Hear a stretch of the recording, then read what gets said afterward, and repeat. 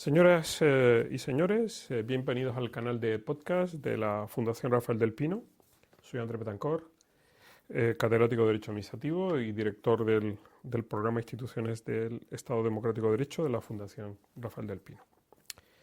El objetivo de esta iniciativa es contribuir a la mejora de la calidad de nuestras instituciones como condición o requisito para la mejora de nuestro Estado Democrático de Derecho.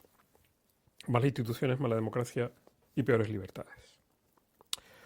Hoy vamos a dialogar con Eva Desdentado, catedrática de Derecho Administrativo de la Universidad de Alcalá de Henares, sobre la educación para la ciudadanía. Un tema realmente muy interesante. Bienvenida, Eva. Muchas gracias. En primer lugar, para comenzar esta charla, ¿no? Esta charla sobre este tema que es muchísimo más interesante de lo que inicialmente parece. Tiene muchísimo más trascendencia, recorrido, tiene más aristas. E indudablemente su contribución a la mejora de las instituciones del Estado Democrático de Derecho muy más relevante de lo que inicialmente se podría sospechar. En primer lugar, comencemos. ¿Por qué la educación cívica? ¿Por qué la educación para la ciudadanía? Porque uno de los pilares fundamentales es la ciudadanía. Nosotros hemos estado trabajando en el perfeccionamiento de las instituciones, porque las instituciones son el otro pilar esencial para mejorar nuestra sociedad democrática, pero el pilar fundamental son los ciudadanos. Al final, en una democracia es el pueblo el verdadero artífice de la sociedad. Pero hay un tema que tú subrayas mucho en tu ponencia que me parece muy interesante, que es, siempre que hablamos de ciudadano, hablamos del ciudadano libre, pero yo creo que es importante lo que tú aportas, que es que hay que también destacar ese ciudadano responsable. ¿Qué significa eso? ¿Cómo lo articulas, cómo lo conectas con la institucionalidad democrática? Bueno, yo creo que Aristóteles acertaba cuando decía que la democracia tiene el problema de que se puede entender mal la libertad y entenderla como un hacer lo que nos dé la gana, ¿no? Hacer lo que nos plazca. Y no es eso, es más complejo. En democracia vivimos dentro de un contrato social, entonces esa libertad no es la libertad natural de hacer lo que queramos, no es la simple y mera permisividad, sino que es una libertad entendida de una forma más técnica, más compleja, que quizá no siempre el ciudadano entiende del todo. Es una libertad civil, ¿no? Que va acompañada de la idea de la tolerancia, pero ambos conceptos remiten a límites. Exacto, porque hablamos de la libertad, como haces ahora, pero también luego está el otro elemento, que es la idea del deber, ¿no? Curioso que también, no sé si curioso, pero sí merece alguna reflexión que en el mundo académico, en el mundo jurídico, sí que hay una teoría de los derechos, pero una teoría jurídica de los deberes, ¿no? Incluso la propia configuración constitucional de los deberes, hace que da la sensación que se minusvaloren, ¿no? Como si la idea de la responsabilidad, que no es más que la consecuencia de la asunción de una serie de deberes, es decir, soy responsable porque soporto una serie de deberes, ¿no? Sí. Eso ¿cómo lo ves tú? ¿No? Bueno, yo creo que vemos la moneda y nos quedamos con la cara que más nos gusta. La cara que más nos gusta es la de los derechos y las libertades. La cara más antipática es la de los deberes y la responsabilidad, ¿no? De hecho, las propias palabras pues suenan mucho más bonitas, libertad, derechos, que deberes, responsabilidad, que parece que nos hunden un poco más, ¿no? Sí. Pero, sin embargo, son esenciales, configuran la misma moneda, no puede haber unas sin las otras. Si nos olvidamos de los deberes, al final terminaremos sin tener verdaderos derechos y libertades, porque al final terminamos en un estado de naturaleza donde prevalece la ley del más fuerte, y eso Exacto. creo que nadie lo quiere. Exacto, sí. Es como entender que el asumir una serie de valores minusvalora al asumir una serie de deberes, responsabilidad minusvalora las libertades, ¿no? Olvidando que se mueven en planos distintos. Es más, precisamente porque el otro es dueño de una libertad, yo tengo como contrapartida asumir un deber consustancial a ese hecho, asociado a lo que tú tantas veces hablas, que es la idea de la responsabilidad, la tolerancia, la convivencia, ¿no?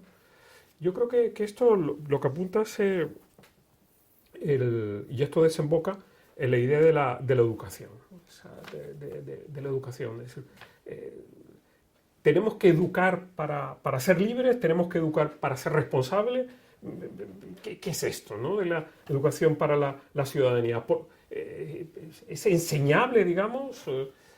¿Tenemos que educar a la gente para ser ciudadanos? ¿Eso qué es? ¿No es algo, un estatus consustancial? ¿Por qué necesitamos esa educación? Yo creo que es fundamental. Es fundamental porque, de hecho, estamos viendo constantemente, y hoy mismo, si leemos la prensa, pues vemos noticias que apuntan a que hay una parte de la ciudadanía que no entiende en qué consiste ser ciudadano y que no entiende que tenemos esos deberes y esa responsabilidad y que nuestra libertad acaba donde empieza la libertad del otro y que tenemos que cuidar de lo común. Es decir, es fundamental educar en esto. Yo no creo que sea consustancial a la persona saber que tiene un estatus de ciudadano.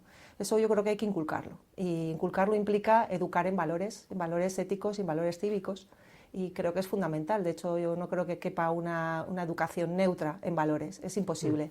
Es imposible, de hecho, porque según entras en una enseñanza, en una institución de enseñanza, pasas a formar parte de un entorno de convivencia y te van a tener que estar imponiendo reglas y te van a estar educando ya directamente en valores de convivencia, en valores éticos. Pero es que yo creo que sería más indeseable. Es decir, yo creo que formar a una persona de una manera integral a través de la educación es formarla no solamente en conocimientos, sino también en valores. Es fundamental. En valores. Lo que sucede es que cuando entramos en relación con los valores, ahí sí que empezamos a entrar en un terreno pantanoso. Pantanoso, ¿no? Sí. Pantanoso, un terreno donde un valor se contrapone a otro, ¿no? Donde el tema de la libertad ideológica, lo que comentas en tu ponencia a propósito de la sentencia del Tribunal Supremo del 2009, de febrero del 2009, es decir, entramos a lo mejor sería innecesario. Es decir, no se trata tanto de educar en valores cuanto de educar en lo que se refiere al régimen constitucional. Hoy explicar qué es la Constitución, cómo funciona, cuáles son las libertades que existen y tal, sin necesidad de entrar en ese ámbito que es más problemático, ¿no?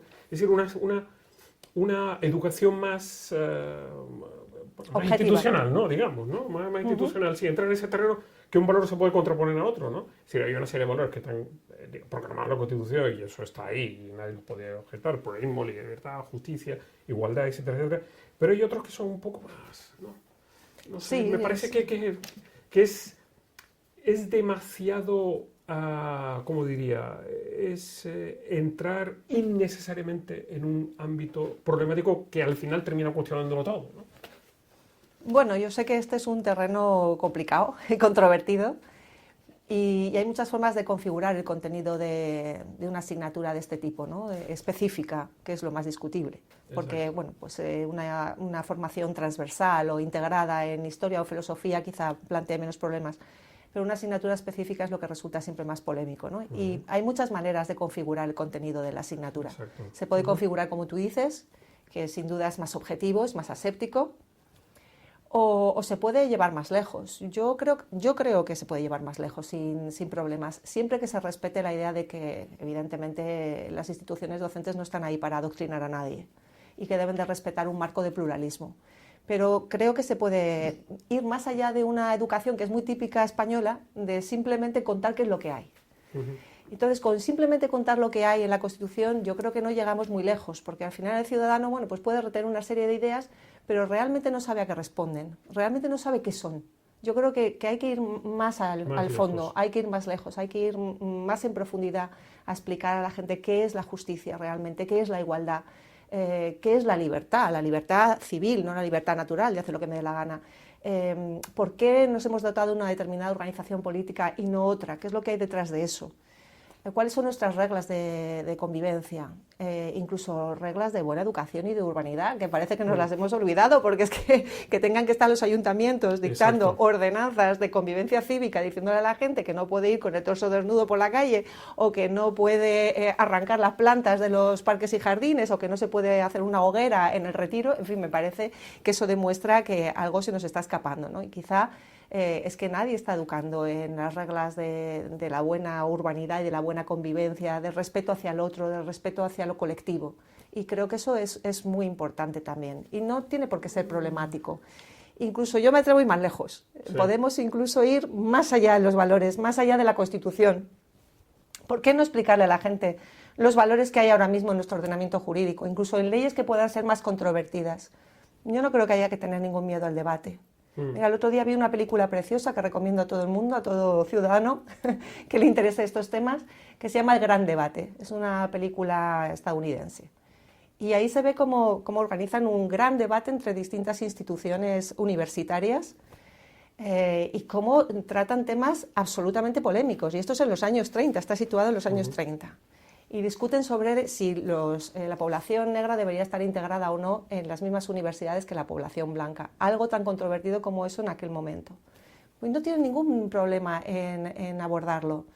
Hay que abordarlo con normalidad, porque al final tenemos que estimular que el estudiante piense, que sea crítico, que desarrolle argumentos, que se enfrente a los argumentos del de al lado. Y yo creo que eso es muy bueno y es muy positivo. Bueno, ya sabes que hoy en Estados Unidos, en el mundo universitario, eso no sería posible. Desgraciadamente, entonces. No sería posible. El grado de polarización alcanzado en Estados Unidos es incluso superior al nuestro. Es posible que el haber profundizado tanto ha abierto, digamos, escenarios que se ha terminado volviendo en contra. Es decir, hemos sido tal vez demasiado ambiciosos y el resultado ha sido nefasto. Es decir, en este momento hoy en el mundo universitario norteamericano no sería posible nada de eso. Es decir, toda la cultura de cancelación, etcétera, etcétera, es completamente adverso. Por eso te decía que tal vez, para no perderlo todo, seamos prudentes, seamos prudentes. Y eso se une con otro elemento, porque que es, también tú comentas, ¿no? La idea de esas virtudes cívicas, esas reglas cívicas, que hacen sorprendente que las ordenanzas tengan que el derecho se tenga que meter en ese terreno, ¿no? El papel de la familia, ¿no? Porque en definitiva de nada sirve que en la escuela se le enseñe una serie de libertades, sentido de la responsabilidad, etcétera, etcétera, si luego en su casa rige el estado de naturaleza, ¿no? Bueno, pero por lo menos tiene un punto de contraposición, ¿no? Sí, Le están ofreciendo otra mirada, que eso es importante. Claro, pero porque como se quede solamente con la del estado de naturaleza, apañados vamos. Exacto, es verdad, pero al final lo otro no es más que una asignatura, algo que tengo que aprender, que tal igual, y al final acaba, en fin, yo creo que es muchísimo más importante el ejemplo, ¿no? La familia. Entonces, yo creo que también no solamente hay una falta de atención de esa función del Estado, sino que también hay una serie de cuestionamientos de instituciones que contribuyen al papel ordenador de la sociedad en su conjunto. Sí, ¿no? eso es Estado, indudable. la sociedad. Sí, hay otras instituciones sociales entre las cuales está la familia también. Está la familia, o por ejemplo, en fin, lo que estamos viendo, Eva, es decir, estamos reivindicando reglas cívicas, virtudes cívicas, ¿y cuál es el ejemplo que nos están dando los políticos? Claro, pero es que va de abajo a arriba y de arriba a abajo, desgraciadamente. Claro, entonces al final es como, en fin, sí, el Estado, vuelta al Estado, la responsabilidad del Estado. Punto número 1, comencemos por la responsabilidad suya, la del ejemplo, el suyo, la de los políticos, y luego, en fin, sí, ciertamente el Estado tiene la función de la educación, lo que tú comentas a propósito del artículo 27 de la Constitución, etcétera, etcétera, pero es una tarea compartida donde lo importante es constituir ese ciudadano como ser libre y precisamente porque es libre es responsable. Exacto, sí. La idea. Eso estoy de acuerdo totalmente. Sí. Pero creo que esas responsabilidades pueden ir desarrollándose en paralelo. Es decir, no Exacto. podemos esperar a que los políticos sean un ejemplo para serlo nosotros mismos. Exacto. ¿no? Entonces, cada uno tiene que asumir su responsabilidad en su pequeña parcela. Exacto. Tienes toda la razón. Bueno, podríamos seguir hablando de ese tema que tiene muchísima más trascendencia de la que inicialmente parece. No es una conversación sobre una asignatura, no, sino es una reflexión sobre el ciudadano, ¿no? Las características, lo que lo define, lo que peculiariza. De verdad que muchísimas gracias, Eva, por esta ponencia tuya y por este podcast. Gracias a vosotros. En la siguiente sesión, a la que convocamos a nuestros oyentes, Pues tendremos una ponencia sobre la tutela judicial efectiva y tenemos como ponente a Fernando Irursun, abogado del Estado, que nos comentará su experiencia en los distintos ámbitos en los que él se ha podido desenvolver. Gracias a todos ustedes por la atención y le invitamos a que continúe siguiendo este canal de podcast de la Fundación. Muchísimas gracias.